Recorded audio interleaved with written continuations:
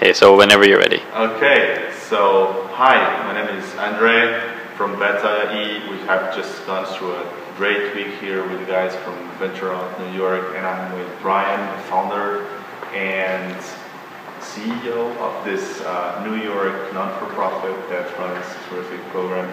Allows a number of startups from different world ecosystems to come to New York, get to know the ecosystem here, get contact with local startups, and what's the whole idea behind this series of countries?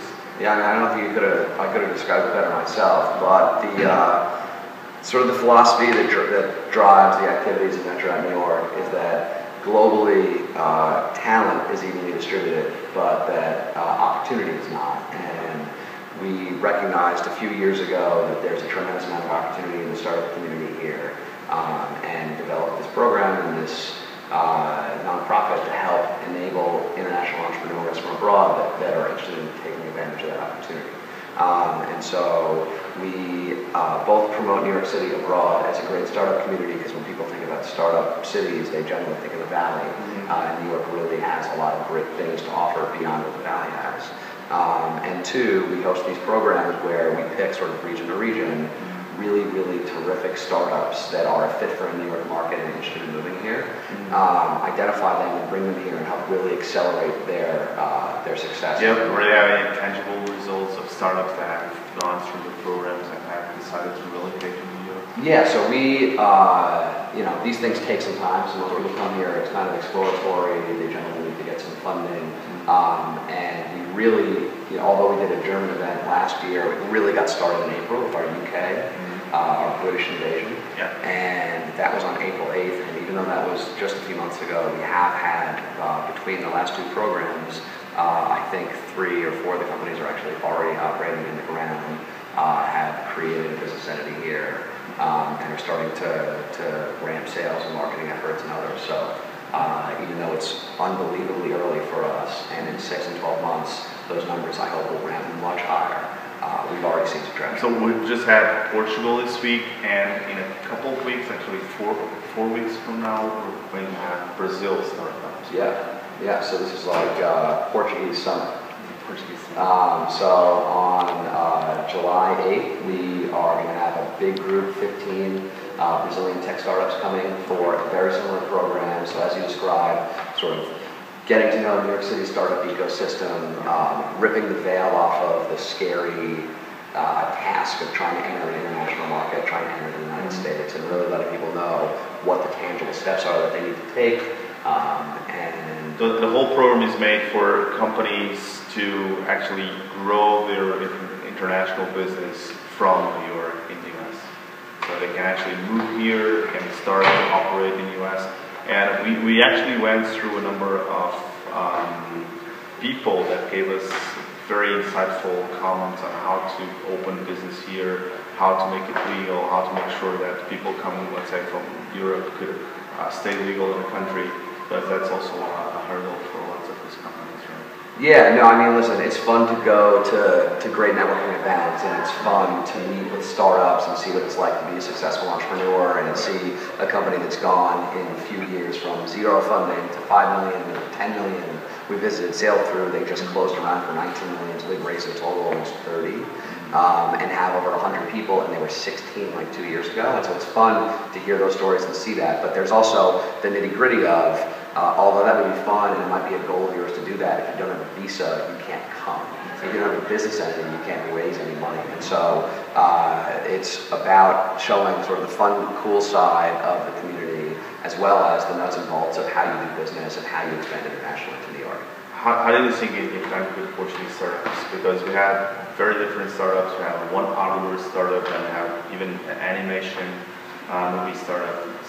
How do you see this week? I thought I don't think it could have gone better. I love, as you described, the diversity that we had here. We had some people that work with law enforcement on surveillance equipment and technology, and others that are creating sports social media products. I thought that balance made it really interesting, and appealed to a lot of different people. And I think people also, and one of the things that we've seen is, although people are coming here to learn about New York, you end up becoming really close to all the participants in the program, because you back face to face, doing these things together, and then having fun and drinking and eating together for many days. So that's a lot of the experience as well. But I thought the Portuguese group couldn't have gone better. I mean, it's really interesting to go from, we initially meet these people via an application they submit and some emails, and then we have a Skype call, and so we get to know them, we hear them pitch via Skype, and then they get here after really trying to sharpen their pitch because we're doing demo night, and even seeing where they go through the pitch practice when we're trying to really get them ready for that pitch event to their 60-second demo that they gave at a venture capital fund yesterday in the accelerator program. It's interesting to see how far they've come, right? Even in just a few days. What's your vision for VentureOut? So, do you believe you keep going this on several countries, and then what? Are you going to create a fund for yourselves? Are you going to, how do you see your, let's say, 1-2 year vision for VentureOut? So, because of the challenges of immigration, and I think just a little bit of ethnocentric mindset of early stage investors here in the States, a lot of which is driven by the fact that there's just so much deal flow here. There's not a lot of people really looking abroad for this kind of talent. And so our first step to try and tackle that was to showcase sort of community and culture by culture, country by country, the great startups from around the world. What we're doing in putting these programs together is we're networking with people like you, right? You run an accelerator program in Lisbon and are connected with hundreds. I mean, you guys have graduated over 120 startups from your program, and we've connected with at least 8 programs like yours just in Portugal and Lisboa and Porto. And not to mention universities, government entities, venture investors, other nonprofit organizations that are sort of gathering points for a lot of startups. And so we now, as a result of this program, especially after having executed on what we promised, have a really good brand in Portugal and have really strong relationships with all those players. And so when we go back in 2014 to do Portugal 2, it'll be so much easier for us to find great startups, and we'll be able to promote all the success that this class has had. And so it won't only make it easier, but the network gets stronger and stronger. And so our goal is, we've identified 15 or 20 really great technology ecosystems abroad, and we focus on doing events there, for those regions. And we're doing them here monthly, so that in 3 years, we'll have 36 events, which means we'll be on Portugal 3 by then, right? And think of how strong the network will be then. And as you said, the goal actually will be to raise a fund and to invest behind that strategy. Whether that happens 3 years from now or 2 years from now, I have no idea. But that's, especially with immigration laws changing and sort of and it might actually happen to get next month, right? It might happen next month or this year, but either way, the Startup Visa Act and comprehensive reform is big, not only for all opponents that are supporting it, but even for Obama now.